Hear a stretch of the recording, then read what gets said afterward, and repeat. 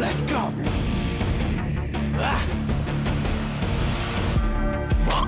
Welcome to the Cage Nation. Welcome to the Cage Nation. Welcome to the Cage Nation.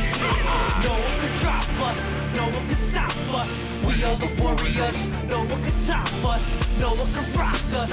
We are the warriors, no one can drop us, no one can stop us. We are the warriors, no one can top us, no one can rock us. We are the warriors. Ladies and gentlemen, welcome to Cage Nation TV. This is one of two episodes brought to you by the fine folks at Magnum Broadcasting. You can listen online at 1059 QWIK Rock. 1059QWIKRock.com. We're live in my stomping grounds, the 1059 Quick Rock Studios. Thanks to Michael and Diana Stapleford, my bosses, for letting us film here this evening. This is actually the very room where I cut my teeth on broadcasting too. And this is the room where I work every single day. So there's a reason why we are here. We did an interview. We needed to borrow the studios because we're doing an interview with the main event at Gladiators of the Cage, North Shore's Rise to Power 3, in the other studio that I work out of every single day. We actually talked to Dominic, the Honey Badger was out of that interview. Will air in its, we'll get to you in its entirety next week. But this week is actually the fallout from Complete Devastation MMA 9 episode. Yes. I know we did a recap, Drew, but there was just so much that came from that event that we just didn't get to talk to you about. There's a lot that happened after the cameras went off that we'll address and we'll talk about. The good, the bad, the ugly, we're going to cover it on this week's episode of Cage Nation TV, and we hope you guys will stick around. We've got the newsreel coming up, and all sorts of stuff. Well, that, and before we get into the newsreel and everything, the clip that we came out of was actually real-time footage. Now, did we tell you last week, Brandon Laney was just a mess. He put up a hell of a fight, though, and I'm telling you what, I give that guy a lot of credit. I know he's a member of the Cage Nation now, and Brandon, you have earned that membership. We've worn your blood. You literally. took so much abuse, and you kept fighting. You have the heart of a champion, my friend. This guy was bleeding like a Slayer song, like he was actually raining blood from his face. And, yeah. And we're glad. I mean, we're glad you're okay, and we're going to talk about what happened from that. But what an incredible night fight. So we're going to get into the newsreel. All right. We got the good, the bad, the ugly from CDMMA 9 coming up, and then we're actually going to, in the Cameron Underground, we're actually going to show the North-South choke that Osahan Omo Osagi beat Josh Lear with. Omo Osagi, of course, being the Penn State boxing coach, pulling out submissions. It was a great night of fights. So great that we couldn't just hold it to one recap episode. You can't cram it all into one episode, people. If we did, you'd be sitting here for 2+ hours. It'd be like one of those infinite loop 10-hour things that you see on here on YouTube. So stick around, sit tight. We've got more from CDMMA 9. The good, the bad, and the ugly. It's all coming up next. But first, the newsreel right here on Cage Nation TV, live from the Quick Rock Studios. It's time for another edition of Cage Nation TV Newsreel, spanning the globe to bring you the latest news in MMA. Have North American Tag Team Champions been crowned? November 22nd was Gladiator Challenge's Seasons Beatings event. The California bout was to be main evented by a Tag Team MMA Championship fight, the first of its kind. Fans all over North America had mixed opinions about the concept, unsure of how the fight would go down, how partners would be tagged in, while the questions have been answered. Well, sort of. According to the results of the fight, the tag team main event ended in the 17 seconds of the first round. No answers really have been answered at all. Just an incredibly short knockout. Technically, Jamie Jarrett and Mike Quintus are the Gladiator Challenge Tag Team Champions, so if the concept sticks and they are champions, congratulations to you guys from Cage Nation. Is John Bones Jones pulling a Ronda Rousey? The UFC light heavyweight champion, John Bones Jones, has recently gone on record to announce his bid for the UFC heavyweight division. The youngest light heavyweight champion in UFC history has stated that in the next 2 years, he would like to have made a permanent move to the 265-pound weight limit. Bones is not looking for just any fight either. He is aiming straight for the top dog, aiming for Cain Velasquez, the UFC heavyweight champion. Jones has stated that if he's able to dethrone Velasquez as heavyweight king, he'd be unable to reign as a UFC light heavyweight champion at all. If Velasquez and Jones continue in their winning ways, we could see that super fight as early as 2015. And finally, Manny Pac-Man Pacquiao gets a unanimous decision over Brandon Rios in Macau, China. While not MMA related, it's certainly big news in the world of combat sports. Filipino boxing legend Manny Pacquiao has returned to the winning momentum with a unanimous decision over Brandon Rios. Boxing authorities have said the fight between Rios and Pacquiao couldn't have gone the way either fighter really wanted. Pacquiao, known for knockout power, was unable to put down Rios for the count. Rios is said to have weathered Pacquiao's onslaught better than expected. Congratulations to Pac-Man from all of us at Cage Nation TV. This has been another edition of the Cage Nation TV Newsreel. More news, and Drew returns to the mic next week. Saturday, December 7th at Stage AE.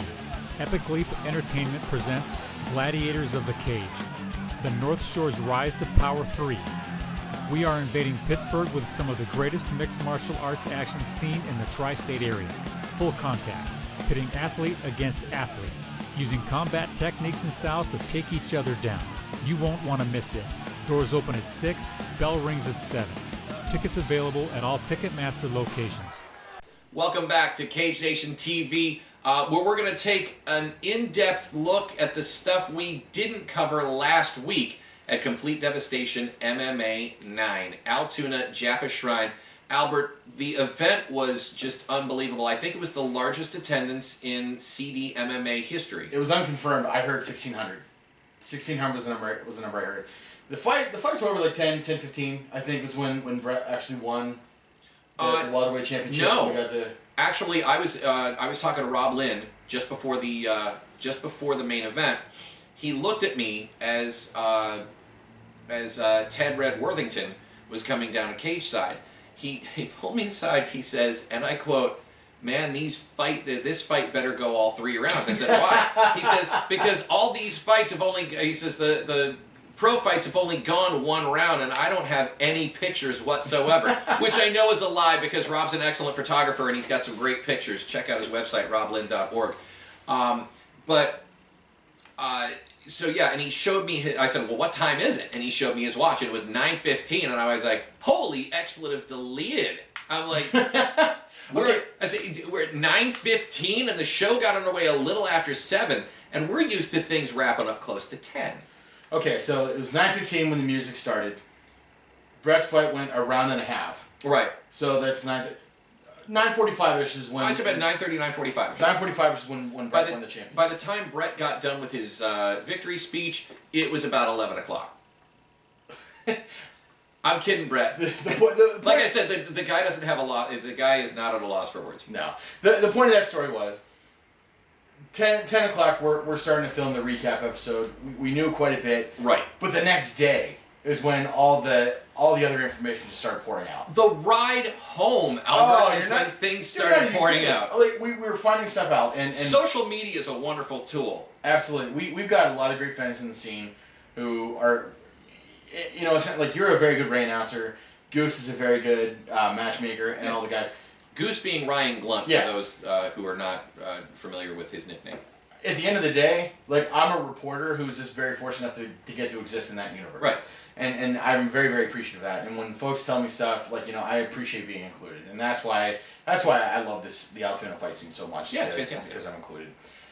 Sunday,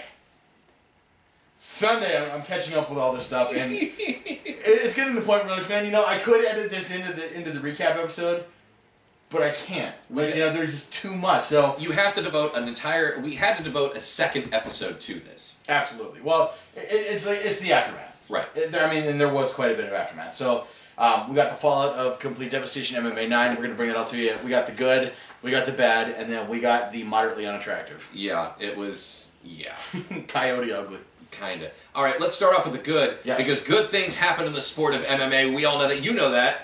I know that. You know that. My bread and butter's on good things happening in the sport of MMA. It's my bread and butter you're effing with. Ethan the Wolverine Goss receiving a title shot against Rich Canalina. We got word of that, just moments after? Not even like an hour. Like, I think we're in the ride home and it was announced. The beautiful thing about Canalina versus Goss is that was a fight where we could expect that to be local. Right. I mean, because Catalina, of course, beat Zachary Schultz for the amateur featherweight championship at Complete Devastation MMA. Mm-hmm. Ethan Goss essentially started cutting his teeth at Complete Devastation. So, like, those are two fighters that, us being as knowledgeable about the Altoona fight scene as we are, Right. those are two fighters that we could have seen come together, and it would have made sense for our area. Pinnacle FC, which is, there's a lot of big promotions in Pittsburgh, Gladiators of the Cage, of course, and then Pinnacle FC and a couple other ones, they're picking this fight up. So what that's saying is they're paying attention to the smaller fight scene. Exactly. Because Ethan Goss was an absolute animal. I mean, Walter Hess was no slouch. Right. But Goss won that victory. So Rich Catalina and Zach Schultz, I think, is one of those great fights. One, because it was kind of pulling at my heartstrings, because that was Lenny's title fight and Lenny got hurt. Mm-hmm. Zach Schultz versus Lenny Garheim would have been an absolute ground war. But when Rich Catalina stepped in, Rich was very respectful of the role. Right. He was very respectful of the opportunity he was given, and he did everything he needed to do to deserve that win. It wasn't like, oh, Zach got... No. Yeah. Rich really earned that victory. So we got Rich Catalina, who I think is a great guy. We got Ethan Goss, who I think is an equally great guy. Mm-hmm. And they're coming together. Kind of bummed out. It's not like, the 45-minute drive that it usually is. Right. But I think Pinnacle FC saw the same thing we're seeing, is that there is legitimacy in that fight. It makes sense to get Goss and Catalina in that fight together. And, I mean, I can't pick a winner because I don't know.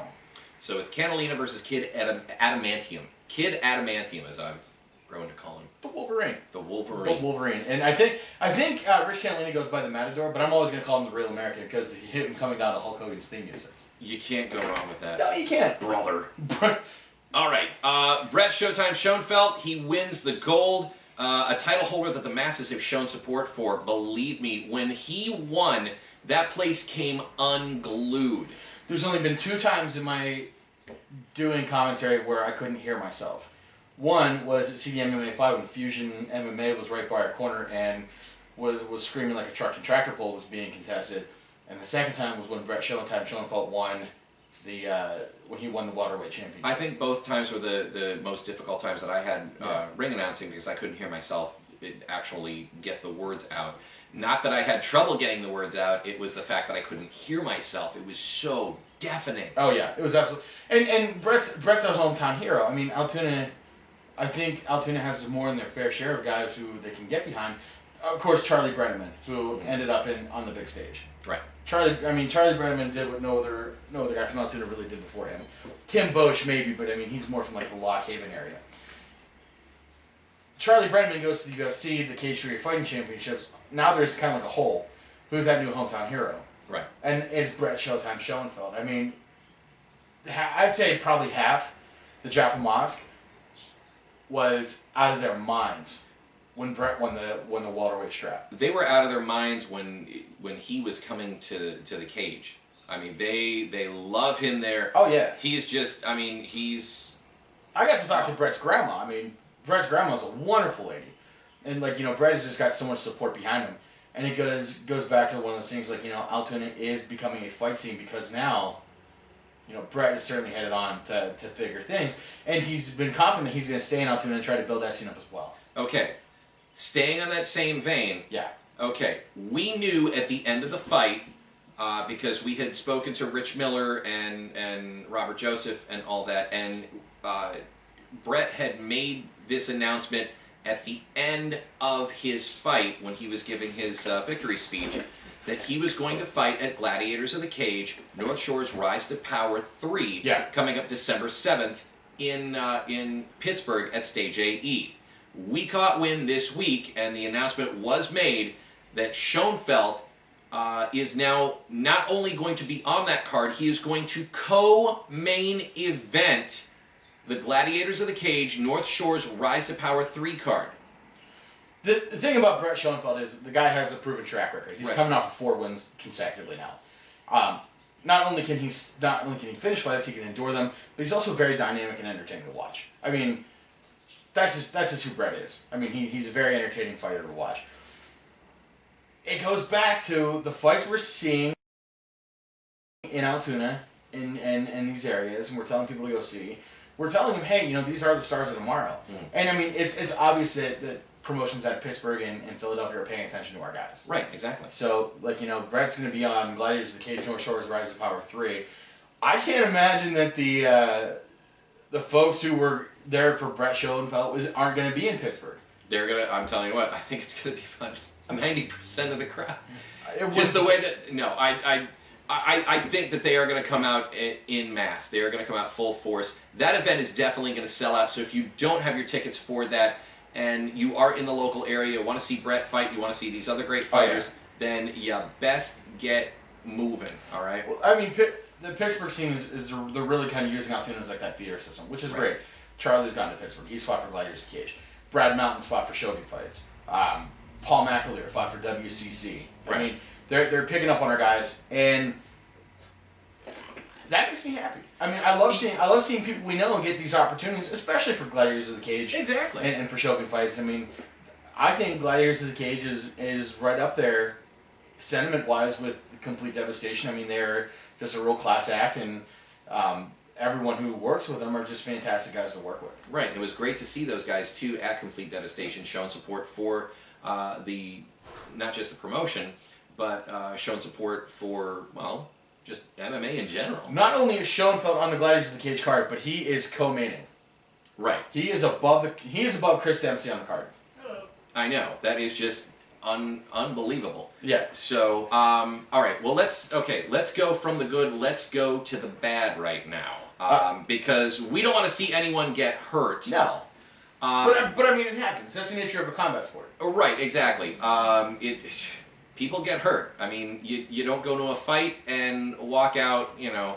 You don't go into a fight expecting to be healthier than where you were before you walked in the cage. Exactly. People are going to get hurt, and right now we have the medical suspensions from Complete Devastation MMA 9. Brandon Laney, a broken nose. I think he got 30 days for that broken nose, and that makes sense. I think the worst broken nose I've ever seen was Jessica Richmond. Whenever Jamie Chesney... right down the middle. Right. That was, I think, the worst broken nose I've ever seen. But she won the fight!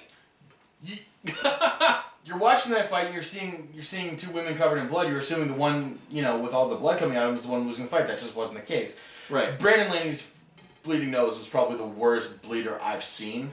I've seen cuts that bleed worse, but I mean, you got to wonder. I mean, like, can you measure in pints how much blood he lost? Probably. Right. And Probably as much as another fighter that fought that night, only not at Complete Devastation MMA. Of course, I'm talking about GSP. Yes. On UFC 167. I got a diatribe planned for that later. All right, we'll get to that later. A broken nose, he got 30 days. J.J. Johnson, and I didn't know this. This is one of those things that happened Sunday that I just found out. Okay. Is it the same thing that I found out as well?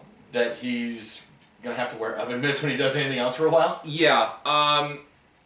Laney's opponent, J.J. Johnson, is medically suspended because he has 2 broken hands as a result of that fight. Brandon Laney has a cranium made of steel, apparently. I mean, it bleeds, but apparently it also breaks hands. But here's what gets me about J.J. Johnson and finding out he had 2 broken hands. You would have never known the way he was throwing fists. Right. I mean, look at whenever Uriah Faber broke his hands. I mean, you could tell like his hands were kind of slack. Mm-hmm. He was kind of favoring his elbows when he was striking. It didn't stop J.J. Johnson. Right. 2 broken hands did not stop him from trying to introduce himself to the back of Brandon Laney's head from the inside. Like he just kept throwing punches. So I'm finding out he's got 2 broken hands. Well, when did it happen? I mean, because he's throwing punches and bunches. Right. But I mean, it just 2 broken hands absolutely baffles me that happened because he wasn't throwing punches like he broke his hands. Okay. Juan Hernandez fighting for a building just down the road from here. Central PA Mixed Martial Arts over in, where are they located? The Creekside Plaza. Creekside Plaza. I always forget the name of the Creekside Plaza. I was going to say right next to Little Caesars, but you guys won't know where that is. Yeah, in the 1700 South Atherton Street. There you go. In the Creekside Plaza here in State College. Juan Hernandez was medically suspended for a cut. There was a lot of blood that went around the cage that night. Yeah, and I didn't think that cut was that bad, but the Pennsylvania State Athletic Commission, who apparently Dana White is very big fans of PSAC, which, that's great. I mean, they're always looking out for guys being safe. I think that cut was near, like, the ocular cavity. So, I mean, if that cut opens up, Juan Hernandez isn't going to be able to see to defend himself. Right. That was one of those fights where I've seen Jake Kozorowski fight, And by the end of the fight, I'm like, okay, I know Jake won. You know, because he's such a naturally gifted striker. Juan Hernandez proved me wrong on that one. Like, I didn't watch that fight being like, okay, I think Kozarowski won. Juan Hernandez was pulling out rolling knee bars like he invented the maneuver. Right. I mean, they were absolutely fantastic. He was striking, he was counter-striking very well, and whenever the fight hit the ground, he didn't panic. Mm-hmm. And it's that cut above the eye. I mean, he got suspended, but I don't think he has anything to be ashamed of in that fight. No, he doesn't. And I made mention of that to Ryan Grun in the MMA report on Quick Rock. Right. Fridays, 9:40. QWIK Rock, Lion Country's best rock station. Right. You can listen to us online. And I told him, I said he had nothing to be ashamed of. And Ryan Grun, proud of that kid. Just an amazing fighter. Right. All right, John Rarick for the armbar. In the recap, that fight was actually... John Rarick's a great guy. He's a very passionate fighter. And he was really, really upset after that fight. Mm-hmm.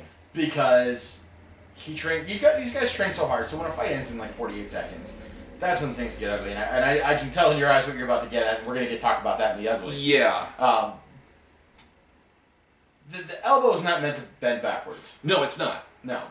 No, this is how the elbow goes. It does not go in reverse. Yeah, it's not a flamingo's Once leg. It goes past where your arm is right there, that's it. That's hyperextension. Yeah. Hyperextension is bad for joints. Right, and once it goes beyond hyperextension, it's just plain broke. That's all there is to it. Oh, it's like a point of no return. It's like Nogueira versus Mir. Mir completely torqued Nogueira's shoulder to the point where if there were tendons in that arm, they weren't serving their purpose. So... for John Rarick to get suspended, I mean, there had to have been some ligament damage. And the suspensions come out not because the Pennsylvania State Athletic Commission is trying to punish anybody. Right. They're coming out because the Pennsylvania State Athletic Commission wants you to take the time that it's going to take for your body to heal. Exactly. And I was wondering about that. I'm like, why would they get suspended? And me, still learning about MMA, I always wondered about, well, why are you going to suspend a guy because he got hurt? I don't understand it. And now, I mean, it's clear that that's the reason why they get suspended, is to give them time to heal, right, so they can prepare for their next fight. They just don't want you to just, you got a broken nose or you've got a severe cut. They don't want you jumping into a fight next week. You need time to heal. I was actually talking to some friends at my day job, and they're great people who work there. Mm-hmm. Me and his name was Glenn, we were talking about how is an MMA knockout worse than a boxing knockdown. I said, no, an MMA knockout's actually better for you than what a boxing knockdown is. Okay, explain. In boxing, you get knocked down, you have a standing 8 count to get back up. You keep getting knocked down and keep getting back up. I mean, it's 3 times to a fight. Right. But you figure that happens to you over a 12-fight career. That's where soft tissue damage starts coming in. Right. We see a knockout in MMA, our referees are on it, you're up to fight another day. And that's why they levy these medical suspensions, so your body has time to repair itself. And you have time to recognize the factors of, okay, my body isn't healing itself correctly. I need to change something. Okay. Man, we got all that traffic noise back just for you guys. That car needs a muffler. All right, so we've gotten the good, we've gotten the bad. Now it's time to get ugly. And because sometimes things just don't happen the way we want it to, and we're going to start the ugly where we left off with the bad. John Rarick fined. If you saw the fight, you know what we're talking about. If you didn't, John Rarick taking on Dan O'Neal in the first fight of the night. O'Neal wins.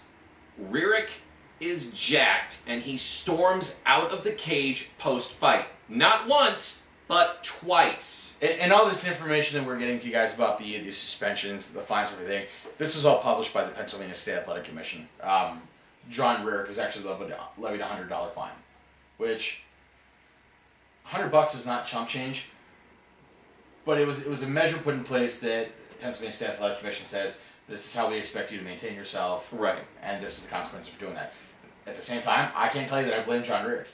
I mean, if I would have put the time and effort that John Rarick and Dan O'Neal did, and that fight didn't go the way I wanted to and end the way it did, I can't say that I wouldn't have completely lost my composure. Yeah, but, I mean... You're passionate about the sport. You're extremely passionate about the sport. I understand that, but still, you've got to maintain... I understand emotions getting the best of you as well. Yeah. But you have to remember that, you've got to maintain a little level of professionalism right, when you are fighting. Win or lose, I mean, and when you lose, you just gotta take. You gotta take it. The point I'm trying to get at is John Rarick's not a bad guy for what happened. He's not. Maybe a little more practice keeping his emotions in check. Right. But I mean, I certainly feel for what place he was in his head, and John Rarick's gonna come back to fight another day. Right. I mean, we look forward to it. Oh, yeah, absolutely. I mean, there's gonna be another day for John Rarick, and is there gonna be a rematch against Dan O'Neill? I mean, certainly, I'm sure the guys in Complete Devastation are certainly open to that. I mean, I'm sure John Rarick is itching for it. John Rarick didn't get that fight because he's a bad guy. It's just because maybe a little more conditioning to keeping his emotions in check. I feel bad that it happened, but I understand the Pennsylvania State Athletic Commission's reasons why. I'm not completely condemning John Rarick for it happening. Okay, so let's get to what is undoubtedly, in a lot of people's minds, the most controversial moment of the night. Yeah. I step into the cage and announce was it Riggleman or Shawley? Riggleman was in the red corner. Okay, for Paul Riggleman to come down for his fight. I'm pulled aside by Ron Rusitano of the Pennsylvania State Athletic Commission, the commissioner at ringside, who tells me that Riggleman might not be fighting because he has passed out. Yeah. Tells me to stall for time. Then I'm told by Ryan Glunt that Riggleman is not coming out, that the fight is scrapped. Now, the reasons behind that, I'm not going to pretend that I don't know what happened because it's been played out on Facebook. I'm friends with a lot of these guys. Right. And I think we understand why it happened. I don't know that we can comment any further. Well, here's the thing about that. One of the big things about the weekend is Citizens United States. We're celebrating 20 years of mixed martial arts. Right, that in the weekend. country. Yeah. Think about what has changed in the last 20 years. Technology. 20 years ago, a guy like Ken Shamrock, if he wanted to train for his fight against Patrick Smith, he'd have to go out to tape traders to get VHS copies of tapes. I mean, Patrick Smith would have had to have been in like a press conference openly talking smack about Ken. The information is so much more accessible today. And it's a great thing for guys like us who are trying to pull information and put it out to the Cage Nation. It's great for us. Right. It does great things for us. For guys in gyms who are dealing with internal struggle, I can't say it's good for them. I mean, there's a lot of things that went down.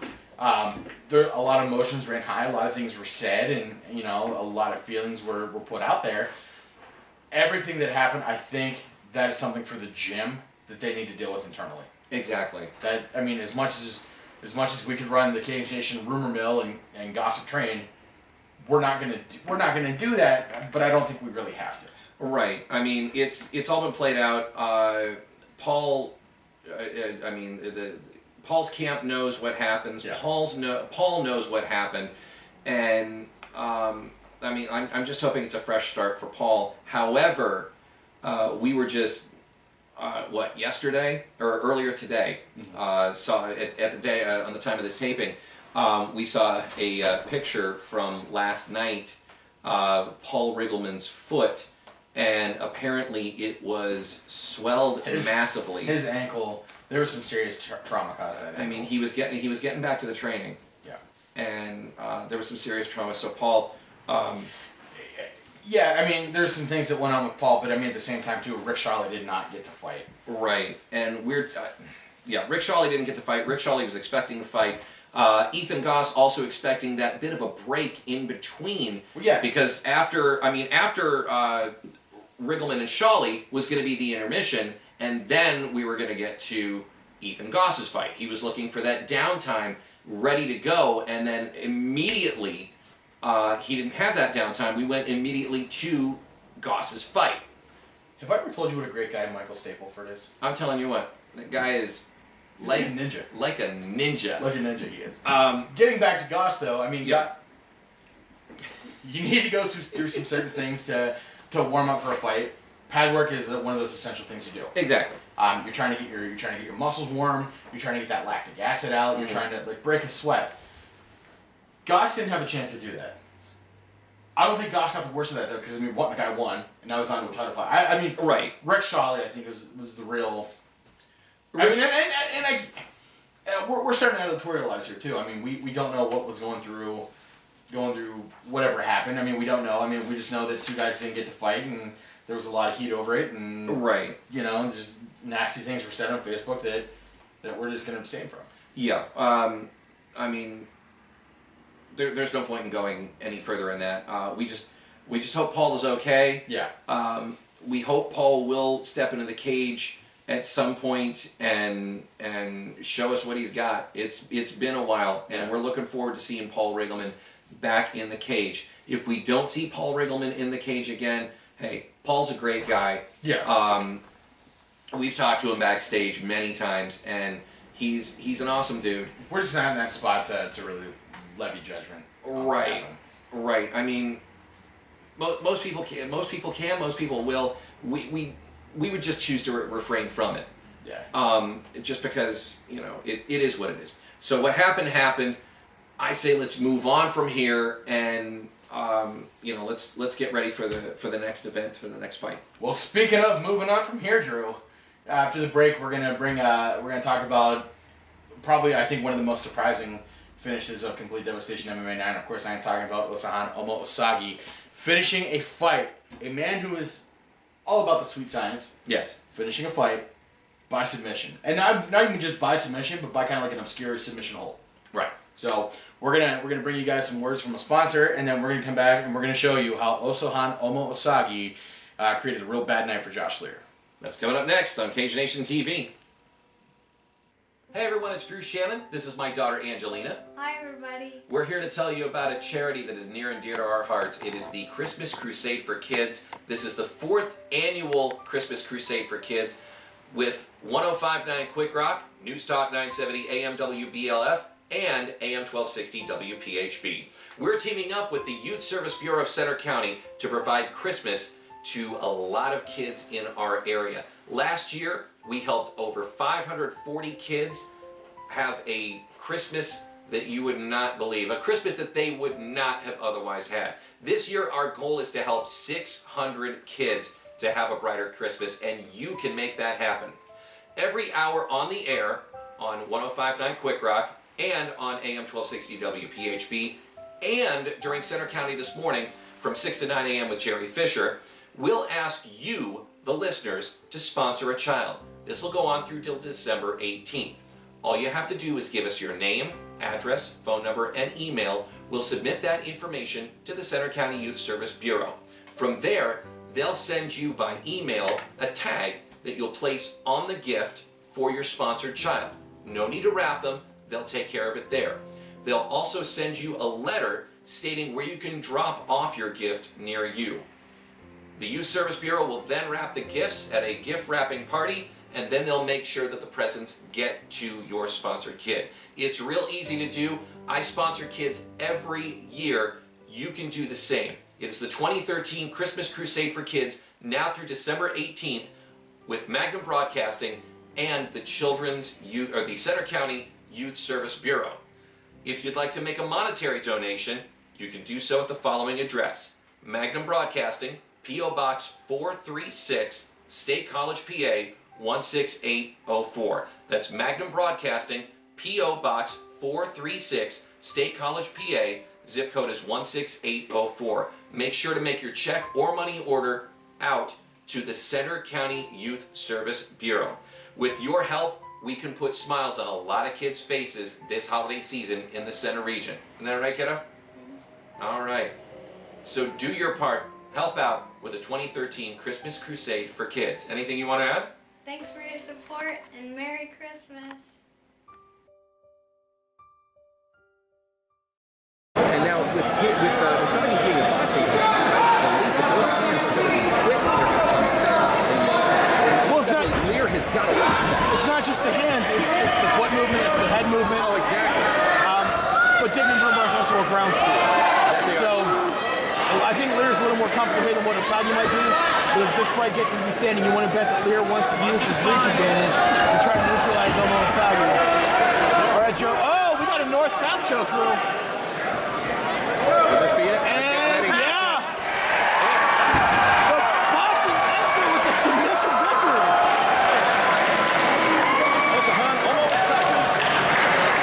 Osagi gets the first win.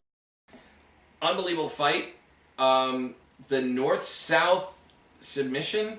The North-South choke. North-South choke. It's kind of like the third cousin of what head-arm triangle. And you don't really see that. No. I mean, you see the head and arm triangle a lot, but the North-South choke. The North-South choke. I mean, traditional jiu-jitsu, you might see it a lot. Yep. But for a boxer to do it, like that's the guys at Titan Fitness are great. I mean, my buddy Paul over at Titan Fitness, of course, Tyler Saltzman, Ethan Gosselchan there. Mm-hmm. I'm seeing Lear and Omosagi get ready to square off. He's got his hands up. I mean, he's got great foot and head movement. Right. Fight hits the ground, which was all a part of Jason Dignan's plan. That's what he wanted Lear to do. Because, I mean, you're fighting a boxer. What do? You take him to the ground and take his weapons away. Right. Right. I don't think anyone was planning for Osagi to, hit the ribs the way as hard as he did, and then to secure that North-South choke. That was just absolutely incredible. I couldn't believe what I see it. It was a fantastic fight. And there's actually another name for the North-South choke. It's kind of gross, but I'm not going to say it here. What? It's number after 68. So we're going to stay with the North-South choke. We're going to keep it PG. All right. Well, that's going to do it for this week's edition of Cage Nation TV. Basically, the aftermath of Complete Devastation MMA 9. We are looking forward to Complete Devastation MMA 10. I'm told March. That's what I hear. I haven't heard a thing yet. So if you're told it, then I'm hearing March. I don't. Again, nothing's for certain. Well, it's hard to speculate. I'll tell you what. Check out CDMMAonline.com for more information on the next Complete Devastation card. And who knows? Maybe I guess I'm supposed to sing the national anthem again. That was beautiful. You did a fantastic. Can we get a hold of that video? I'm sure we can. I know that there's a guy here at work, my friend Matt Nairhood, who wants a copy of that apparently. And it's absolutely gorgeous. Ryan Groon complimented me on it. He wants a copy. He wants it posted on the internet. So if you guys have the footage, post it on there. Tag Ryan. He's apparently a fan of my singing now. Maybe Ryan and I will go out and do karaoke some night. You want to come? You want to come with? I'd like to. You and me, Ryan Groon? Yeah. And then if anybody gives us any crap, Ryan can kick their ass. Coming up next week, ladies and gentlemen, we are bringing you the lowdown of Gladiators of the Cage North Shore's Rise to Power 3. We're going to talk about some of the great fights. And we also got a chance, we're going to talk to Dominic the Honey Badger Mazada. Yep. He's got some great insight into that fight. He was a great guy to talk to. He does, most definitely. We're going to run down the card from top to bottom, from the bottom to the top. You will not want to miss it. And we're getting you ready for Gladiators of the Cage, North Shore's Rise to Power Trace, and that will be at Stage AE. Love that place. Absolutely. Stage AE in the heart of the Steel City, Pittsburgh, Pennsylvania. Do not miss the upcoming preview coming up next week here on Cage Nation TV. For Albert Cameron, I'm Drew Shannon. Happy Thanksgiving, everybody. We will talk to you next week. I think next week will be the more appropriate week to wish them Happy Thanksgiving, unless you're just... What? It's this Thursday. We can wish them Happy Thanksgiving now, because after that, it's going to be after the fact, isn't it? Anyways, I'll wish you Happy Thanksgiving next week, but Happy Thanksgiving early this week. And we'll wish you a happy post-Thanksgiving next week. Yes. Post-turkey hangover, whatever. I'm a fan of tryptophan. You're watching Cage Nation TV. We'll see you next week. Let's go.